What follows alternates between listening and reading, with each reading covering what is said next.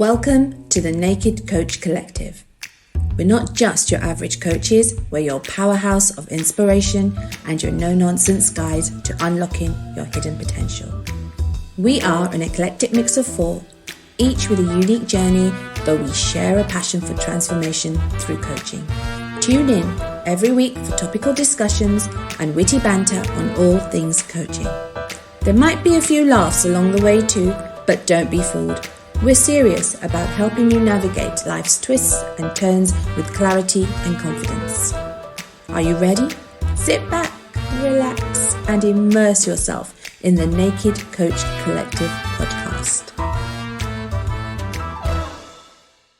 You got to remember, guys, I am the fossil in the group, so you know, I in a sense, agreed. Anyway, enough of that.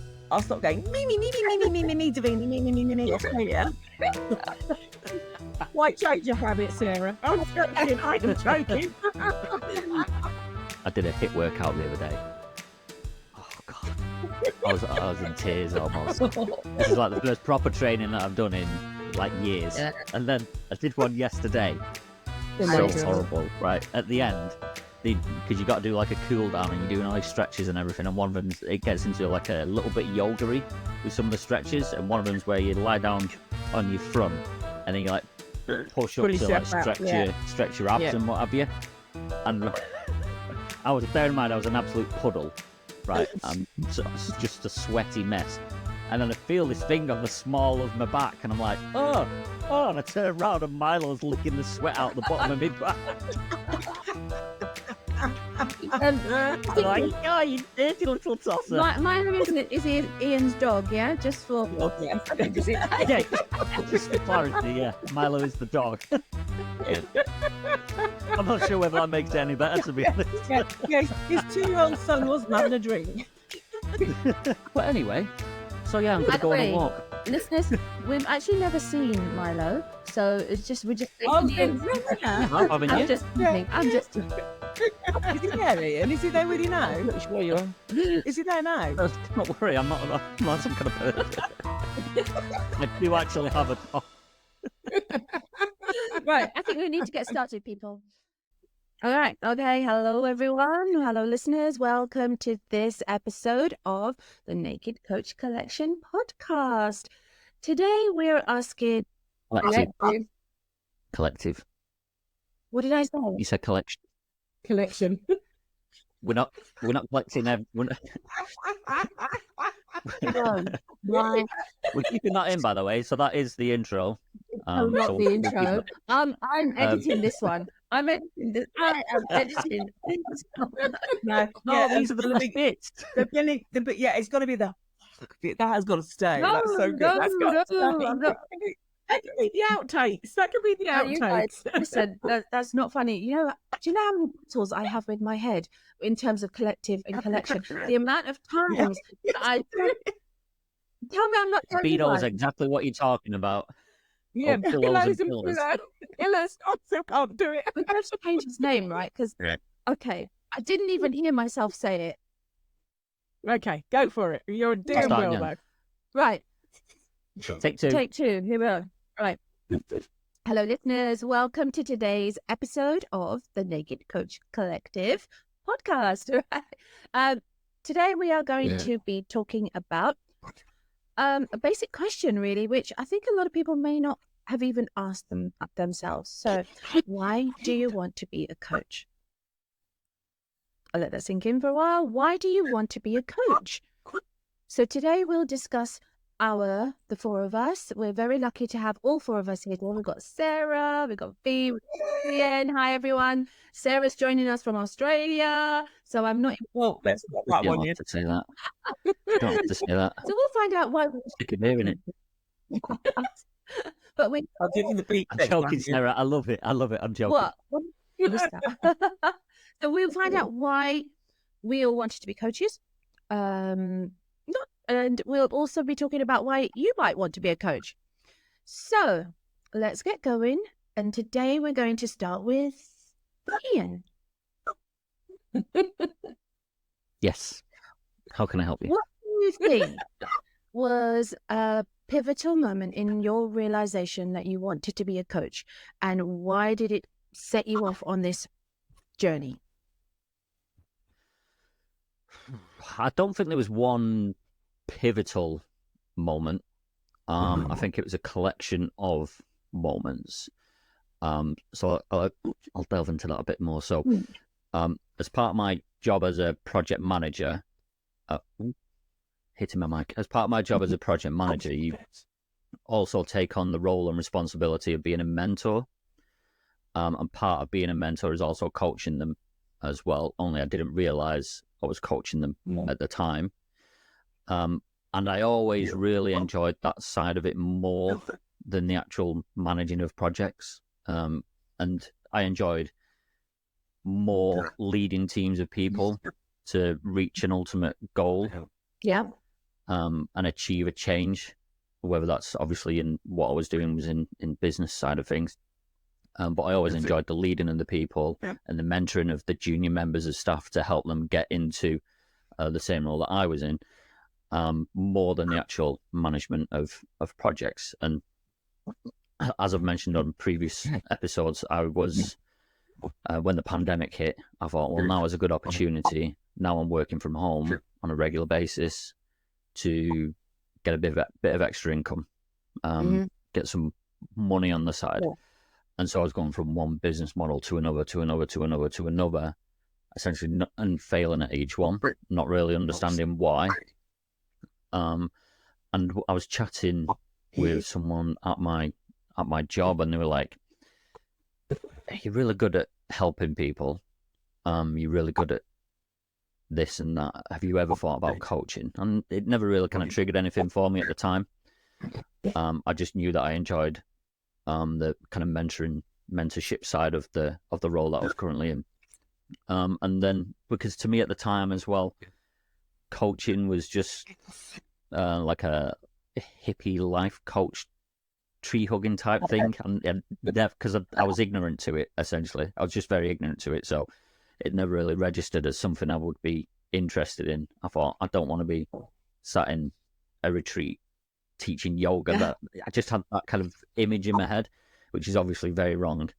And then I came across the ads on Coaching Masters, and I was like, oh, okay, because they offer whatever it is, a very cheap price for like a membership area where you can learn about coaching and everything. So forth. Well, I'll give that a go.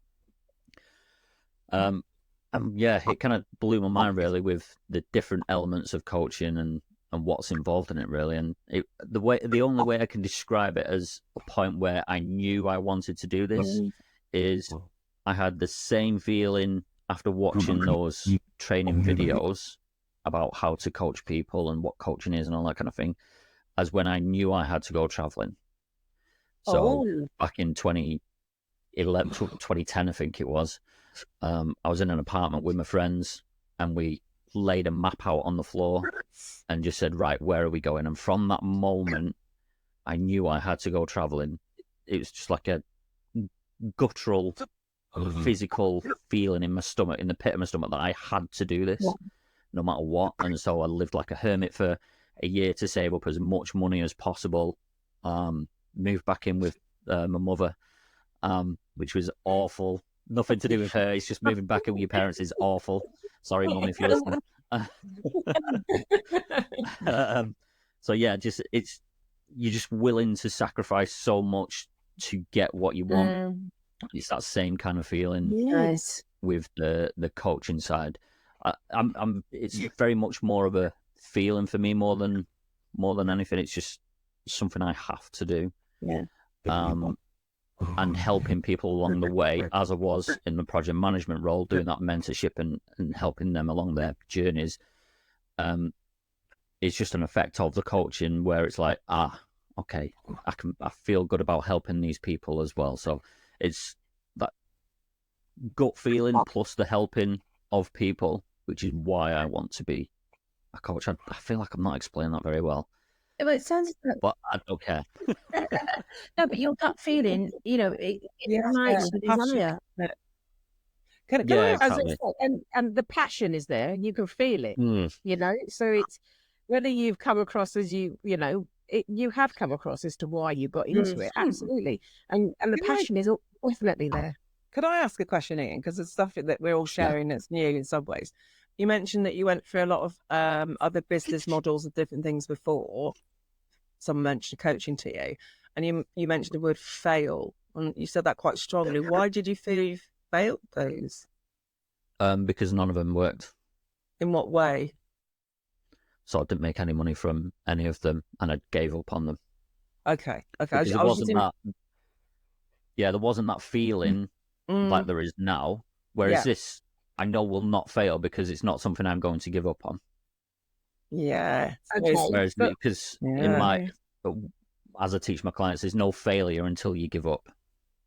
So it's about finding that one thing that you're not going to give up on, which is what I found with coaching. Whereas with all the other things was like, so it was like selling stuff on Amazon. It was creating online courses for helping project managers. And I'm like, I don't want to do that. You know, I was just trying to do something to make some more money without understanding what it was that I truly wanted behind all of that, making money online kind of thing. Whereas now it's, I know you need to get down into your core values and all this kind of thing and get that thing that you're not going to give up on behind you. That's really strong. That's what I wanted to ask you, because you've gone from that, the failure thing, which is a very big word to use, especially in coaching, isn't it? To, I'm not going to give up on this, so I'm not going to fail. And I think that's a little bit like one of your mantras, really, isn't it?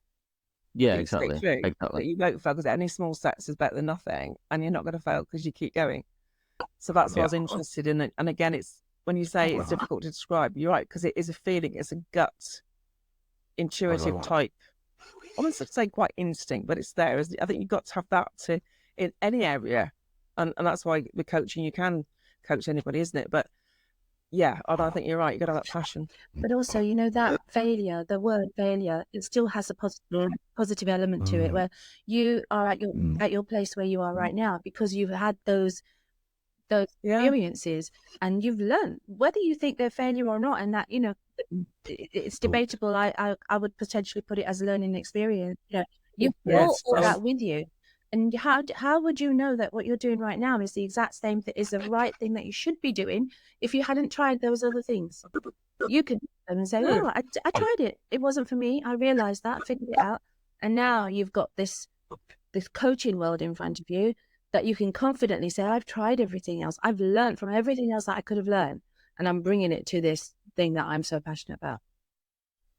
That's exactly what I was going to say, Dee. It's a learning experience. I can see you looking up thinking, Did you say that?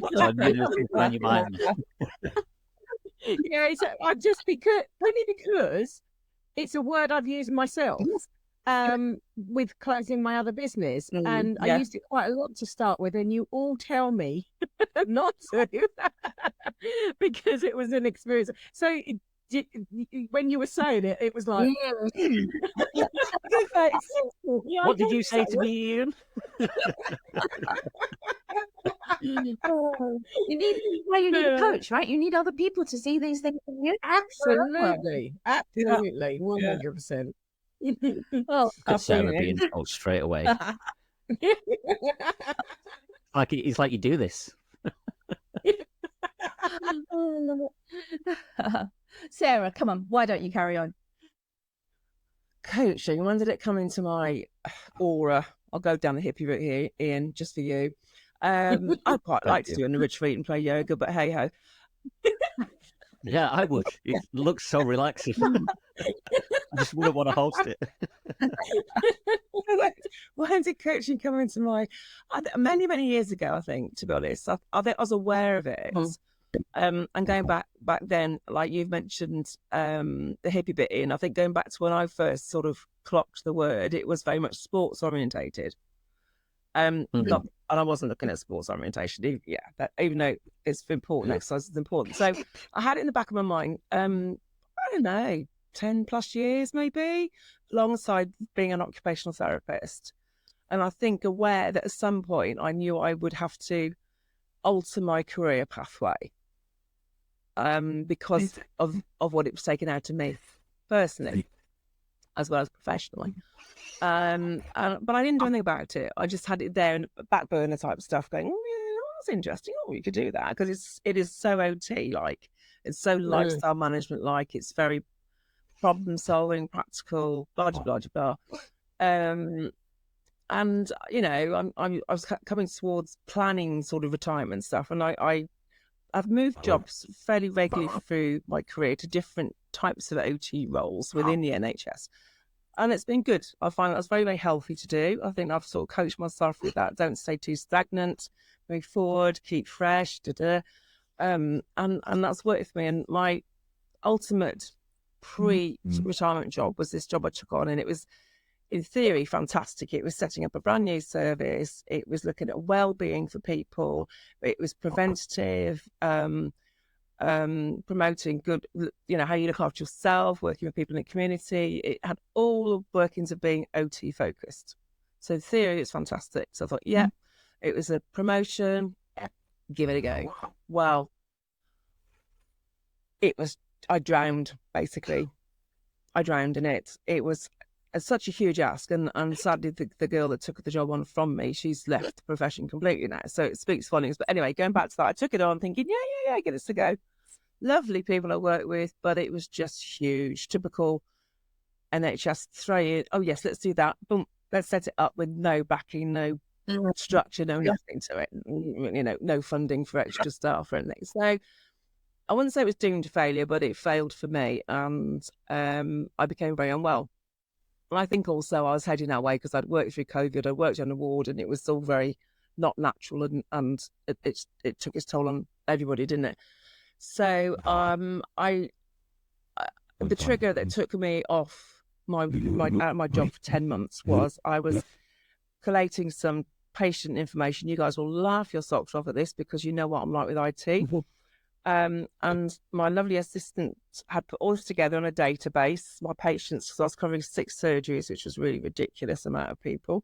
And then we were told, because of data protection, we couldn't have any personal ID on this list of patients. And I thought, well, I looked at it and basically thought, well, it might as well be effing Japanese.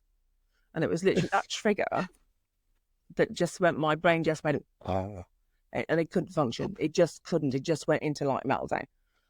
And I had to step out of that arena there and then, and was pretty ill. Not a place I would ever want to revisit, and not a place I'd want anybody else to revisit. Felt very stuck. And I'd always been very confident as an occupational therapist. I wouldn't necessarily say in years gone by I was confident personally with many things in my life, but as an OT, I'd always been very confident. I'd always supported the underdogs, held my head above the parapet when needed. Didn't necessarily have a lot of respect in management, but professionally, I was very proud of the profession and what I can do for people. My confidence was pulled. The rug was well and truly pulled, and I thought, oh God, this has never happened to me. So it was really not a nice place to be. So I really know what it's like to be mentally unwell for quite a long time. And I never thought I could come back into the arena. So I was then thinking, shit, got to pay the bills. What am I going to do? I've got to, got to work on it, got to get better. And the typical OT things, got to make things right. But I literally couldn't move. For 6 months, I literally felt like I was in a barrel treacle. Gosh. But then things started to improve. I had a lot of support and stuff. And coaching came back up. I was seeing the ads for coaching masters, and I thought, okay, a bit shiny, this is all young and sparkly and exciting. What shall I do? Shall I look into this more? So that's what I did. When I started to get better, I needed something to focus on because I'm a bit of I like to sort of do. I'm quite a busy person generally, so I like to do things. And I felt, right, maybe this will help me come out of my own black hole. And I also realised I'd never really invested in myself. Financially invested in myself, and for me this was key. And I think for people looking at this, I think this is the thing. If you're thinking, oh, hang on a minute, actually I'm worth this. Yeah, I'm worth funding this cause. And I didn't have the money. I didn't have spare money. I was on sick pay or whatever else.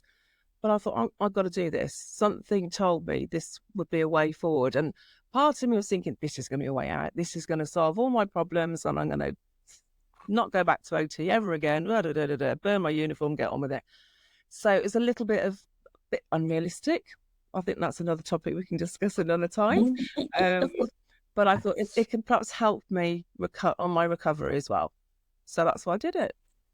Wasn't sure which area of coaching I was going to go into, but in some ways it would be new and challenging, but I got an awful lot of experience under my belt already working with people, and communication was really important to me. It's the one skill I know that I've got, being able to speak to someone who's homeless, to Lord of the Manor. Those are the things that we've had, through 30 years of working as an OT. You don't know who you're going to be talking to, working with. So that started my journey with Coaching Masters. And like you, Ian, I joined with the offer of the courses you could pop in and look into, and then I sort of, in a sense, would say perhaps sucked into it, but into the bigger picture of Coaching Masters and what it can offer. And I just thought, actually, I'm going to, but the important thing for me was I was going to invest in myself. Yeah. I was worth this. I needed something to move forward. And I think I'm going to leave it at that, because I'm glad I'm doing it. I love working with people. I'd lost that completely when I was ill. And I thought all I wanted to do was go and work with dogs. Yay! Bring it on. Very fluffy companions. Yes, please. But I found, when I was recovering, I thought, no, Sarah, your skills with people. You're knackered, you're ill, you got to recover. But don't lose this skill. It's what you have to. And you sort of look at, well, hang on, what is your purpose on this planet at this moment in time? And I thought, you can ignore it if you want to go. You can go, no, I'm not doing that. Go work in Tesco's, it's fine. But actually, my skills are working with people. So, well done. Thank you. Thank you. Wonderful. So you really just wanted to pull yourself out of what you to leave behind and go forward into something new, which you knew you were taking your skills, you were bringing your with you, weren't you, from your OT into something new that you had a passion for. And I was recognising it. I think that was the key for me, turning it around and starting to move forward. I was moving forward rather than being stuck, and I wasn't then having to revisit working in an arena that was quite toxic. And so I was changing my own pathway. And I think that's really important when you're looking at this as well. It's what you want. It's your own journey, your own pathway, and working for yourself as well. So, and that's obviously the big aim. Yeah. And that's why, I'm just going to put this in for Ian, because he loves this. That's why I'm in Australia for 2 months. And, Nina. No, but that's the reason, isn't it? A lot of people want to become a coach because they want to bring their skills to do work for themselves. You want a different lifestyle. I'm at that, I am at that retirement age. I want a different lifestyle now. Yeah. I think you get a realization that you're not going to be here forever. And what do you want out of life? And I think that's a big push towards coaching for me, was this is about what I want. Yeah. I wasn't paying the bills for my children. I wasn't doing this.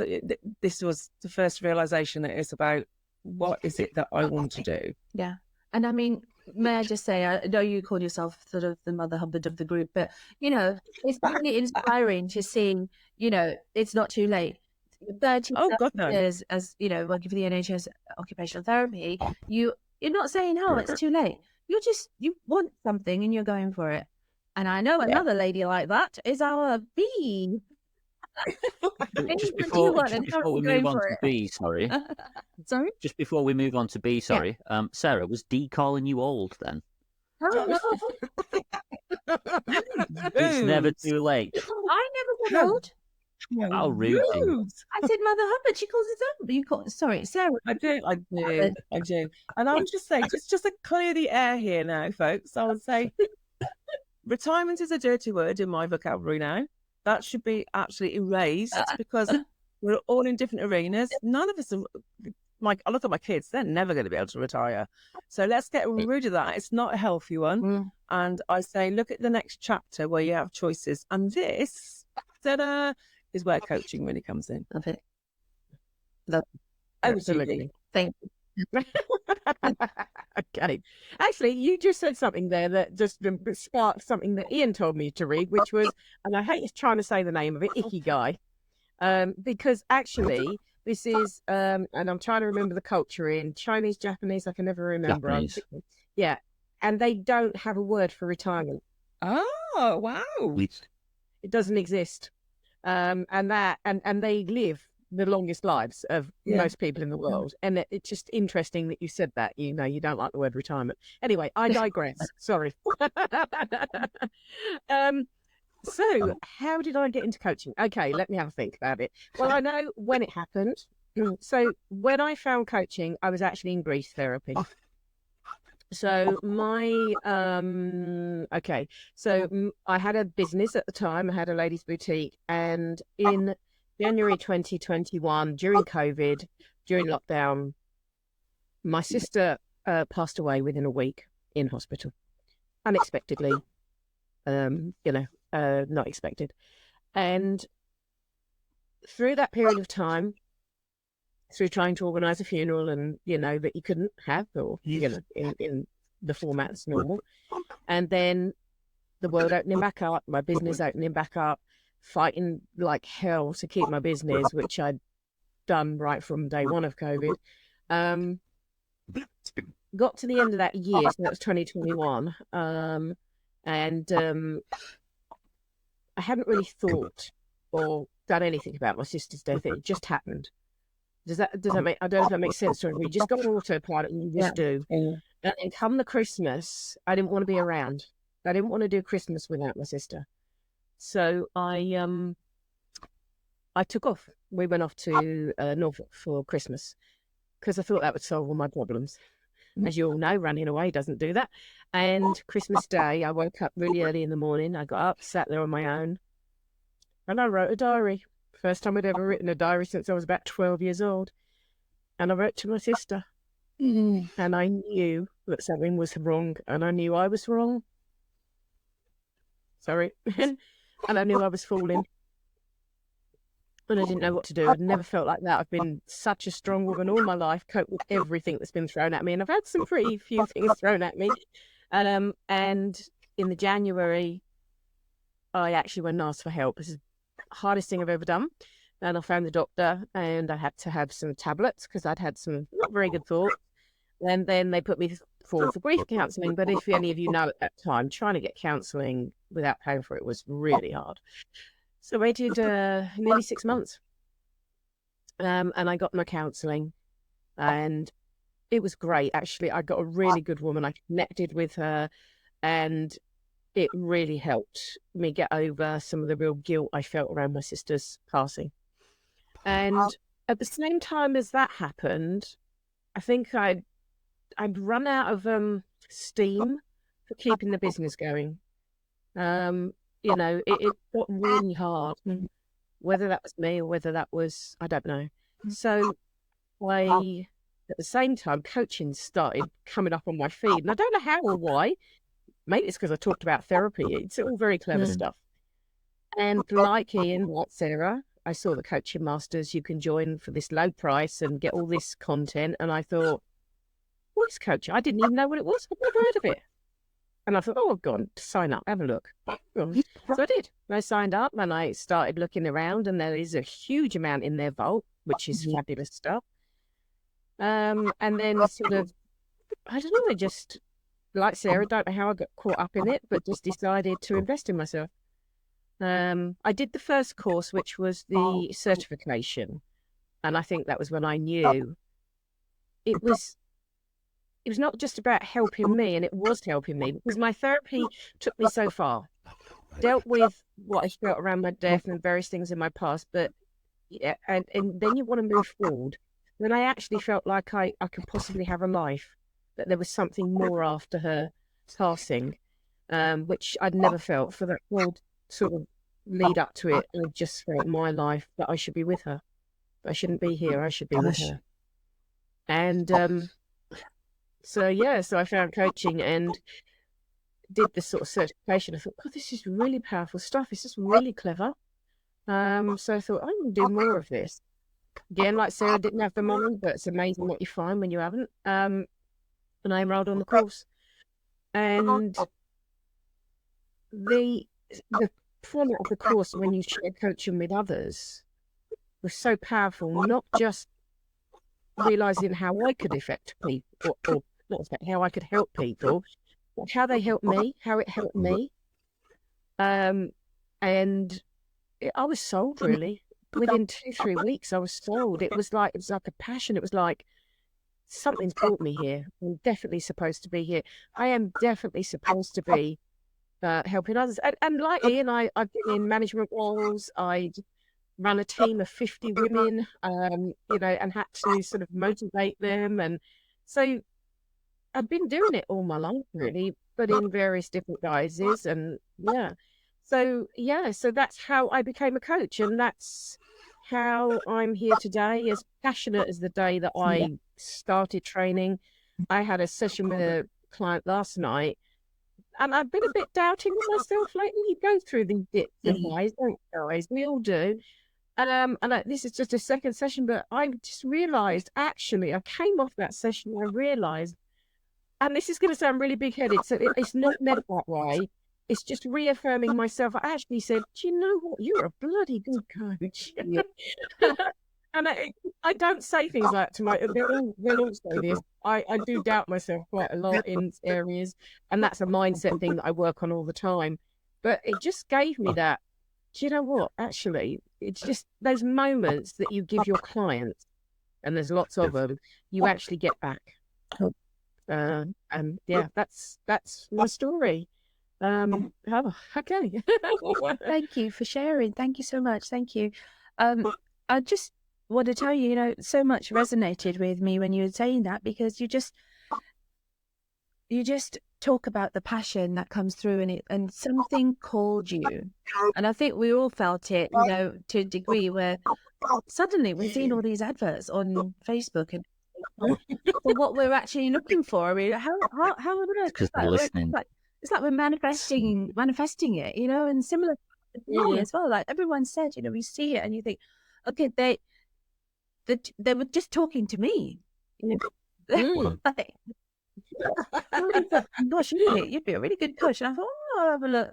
And I wanted to let the teaching go, and you know, and I was looking into it, and it just started. And as soon as I started clicking on these little snippets of information,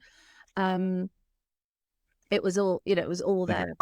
But what happened for me as well is I didn't want to just jump into, because their courses are not cheap, you know. So I went off and I did quite a few smaller courses just to make sure this was something that I really wanted to do. And every time I started doing a cheaper course, or just, you know, not as massive an investment as the accreditation was. Obviously, they were not giving me an accreditation, and I knew ultimately I'd have to do that, and I wanted to do that. But I just wanted to get a lot of background in, and everywhere I looked, there was just stuff there that I wanted to take on and absorb and use in my coaching. So it felt like while I was doing it, it was happening to me as well. So I was becoming this coaching person that I just was manifesting, making. But I mean, it's the reason, you know, I was sort of thinking about this subject before we started talking about it, and there's all of our reasons. But why do you want to be a coach? Talking to our listeners, I've got a few ideas, and I thought, you know what, first of all, listen, money. Hey, we all need to make a living, right? We all need to earn money. So, and coaching can pay well. But if you're in it just for the money, I'm afraid you're in the wrong business, right? Yeah. There's many more easier ways of making money, right? But it's an important factor for money. Then we've got I want to help people. And that's a really valid thing, because, you know, we've all said it and we all believe it and we all want to help people, because actually, you know, we do help people all the time. You know, it's what, even be with your shop, you know, you help people feel good, right? That's what you do.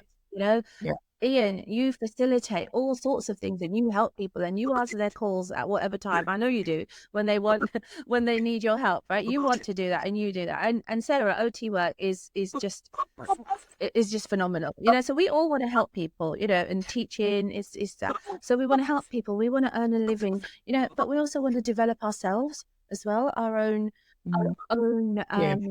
our own person, the person that we are. And I think coaching, as you're learning to be a coach, you develop yourself almost by default. Yes. And I think sorry, go on, Dee. No, Sorry. no, please join in. No, I was just going to say from that point of view, when you look at human beings and what we do, how we function and stuff like that, and everybody's very individual, and that's a big part of coaching. And we love that bit. Everybody comes with different stories and different reasons and different problems. But fundamentally, if you strip back what we are as human beings, we are there to be occupied. And this is my career has been occupational therapy. People, the title doesn't tell you what we do as humans, but we're not meant to be sitting doing nothing. We're meant to be doing things, and if we can do things that we enjoy, we get so much more. When you look at the whole person, and in coaching, we look at the whole person, don't we? So it's a holistic input on it, input, output, whatever. But it's looking at what makes you function. And I think it's that classic: don't sit and do nothing. It's not good for you. And coaching really can unlock this. If you feel stuck or stagnant or don't know where you're going, or opposite, you're so anxious, there's too much going on that you need to review everything. And so it's what we naturally do as people. It's really important to think what it's all about or what's important to you, but sitting still just isn't a good option for anybody. It's not healthy. No, not at all. And I mean, on that point, sorry, Sarah. I was going to say, I also think when you're saying about, you want to be a coach because you want to help people, absolutely.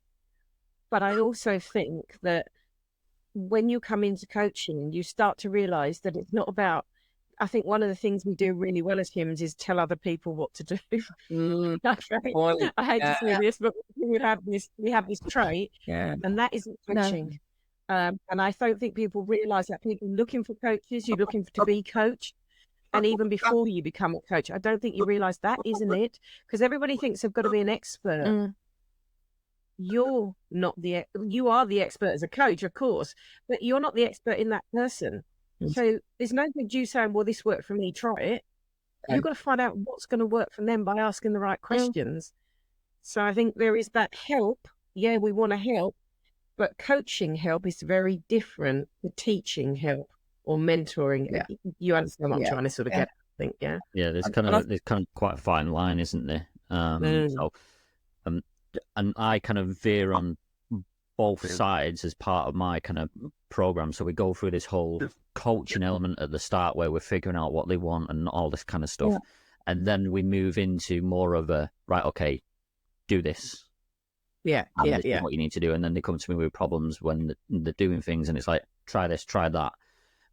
With elements of coaching still in there because you're trying to keep up the mindset and all that side of things, but there's a very fine line, and it is tricky sometimes because sometimes you do want to jump in and say, come on, you can see it but they can't, and get on your tongue, don't you?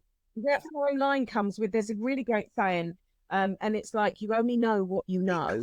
Okay, so yes, you could go deeper and uncover stuff, but actually yours, particularly Ian, is business. And so if you've got a business strategy that can help them, if they don't know it, they don't know it. It's not something that's going to be inside them. So that's where the fine line gets crossed, isn't it? And I think exactly. Sorry, Sarah, go on. No, go finish that one off, because it's about business. You were saying. Yeah, I was going to say there's a way I look at it as when it's business. I know I can say, do this, do that, do that, do this, whatever it is, or try this, try that, because there's tons of different strategies out there. But when it comes to the coaching side, at the very start of the program, the first month or two, it's more a case of, I'm not telling them to do this. It's me helping them figure out what they need to do themselves. It's hard to explain, isn't it? It's like asking the questions to help bring the answers to the front of their mind, because if you're in a coaching session and you, like you say, you want to jump in sometimes, if you were to jump in, you're just telling them what your opinion of that situation is, but they need to come to their own realizations of why that situation is the way it is. That's what I was trying to say. Again, I was just waffled then, I'm sorry. I think that's, we mentioned it before. I'll do that a lot this morning. Sorry, Ian, I've got to pull you up on something. The word sorry was a big issue when we I know. first started coaching, and you kept telling me off, so now I'm telling you off. Yeah, okay. Sorry. Yeah, that's why we looked at the definition of coaching on our other chat, didn't we, or other podcast, and it's very true that we facilitate. We're not making decisions for somebody. We're there for them to find out what they need to do next. But the one thing I wanted to go back when we're saying, why do we want to be a coach? And we all said we want to help people. I would then say on top of that, whoever's looking at coaching, if you want to look at coaching, why do you want to help people? Want to do it for a hell of a lot of reasons, and they're not always healthy. A little bit negative in some ways. You need to look at why do you want to help people? Because we've met so many through all areas that you're thinking, well, why is it you want to do this? And it's not necessarily perhaps the right thing. So I would add that quite strongly underneath. Why do you want to be a coach? Yeah, I want to help people. Why do you want to help people? Yeah. And on that point as well, helping people does help yourself as well. You get satisfaction from so much. Yeah, so much from it. Yeah, it can be a pure thing, a pure love or a pure help that you get from a pure feeling that you get, a gratitude that you get from helping other people as well. So and leaning on from that, Sarah's point there, which was wonderful, and also the for me as well, that why I wanted to be a coach, it led into self-discovery as well. Self-discovery, it led into motivating myself to push myself to do more, because it was, back to Ian's point, a passion that I couldn't do anything else. So those were my reasons. The money, of course, the helping people, but the what you do for yourself is just phenomenal. I know I'm a different person than 3 years ago. I know that I deal with things in a different way, and I'm happy for that, because my eyes have been opened in so many things.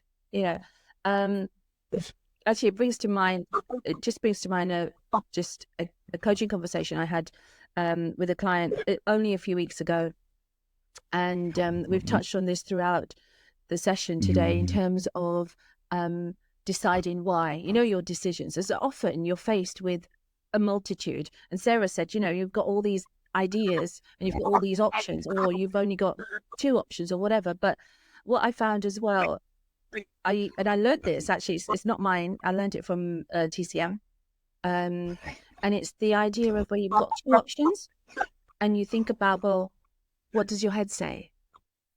So when I thought about, do I want to do coaching, do I want to continue teaching, and my head said, oh, teaching is safe, you've already done it, it's all sorted and everything else. So then that's one point to teaching. And then I said, well, and then I asked, ask yourself, well, what does your heart say? My heart said, oh my God, I want to be a coach, right? We've got one each. We've got one each. So we're looking at this crossroads, this divergence. Dilemma, really. Yeah. And, and I was saying, oh my God. Yeah, no, but I love the hand actions. Don't do hand actions, listeners. That's fun. You do some kind of Egyptian dancing. So no, I mean, so my head's got one, my heart's got one. So then and then this thing I realized after I'd done the training that this is what I did to myself was, what does your gut say? My gut said, for God's sake, girl, why are you even hanging about here making this question? So I had 2 against 1. I had head and I had heart and gut telling me, and my head sort of said, yeah, all right, go on, do it then. Like that. But it's Fine. It's such a brilliant thing. I used this in a coaching conversation, and just only a couple of weeks ago, and this guy had so many thoughts going on in his head, and going through this process, which he resisted, didn't want to do it.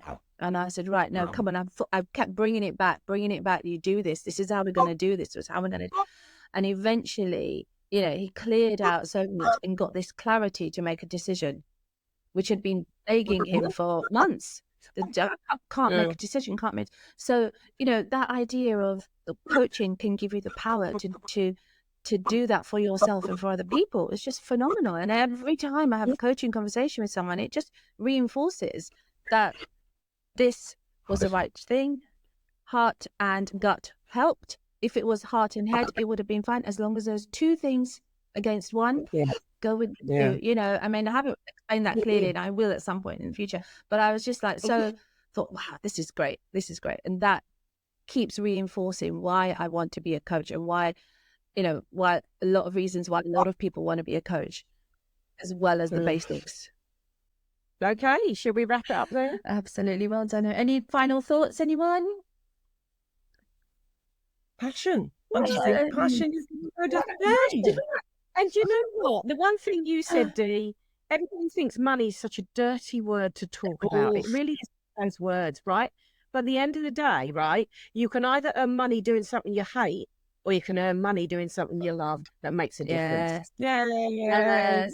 Have that passion, the money will follow. You know, it's just you do it. If you love what you do it better than you would if you didn't love what you do. So take the time to figure out what you love, and if you love coaching, then you know it's there. It's there. It's waiting. And if you don't know what, to help you on your journey. if you don't know what you love and you need a coach, you're not lying. A little bit of a plug there, but carry on. Oh, wonderful! Right, I love you guys. Brilliant. I hope you've enjoyed this episode of the Naked Coach Collective. Hopefully we're all waiting for collection then. You're all waiting for collection then, aren't you?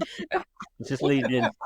Right. Can I just say, if anybody has seen any of my media or anything that I put in collection, can you just send me a private message? Yeah, guys? No, I just blast you on all the actual messages. No. You know, don't make a big deal. Just send me a private message. Say, darling, listen. Can you do a bit I'll of call you out. Can you do everything, Ian? Put it all together and just edit it and send it to her. Say, press that button. Press that button. Collective, yes. Well done, everyone. Well done. Yeah. Brilliant.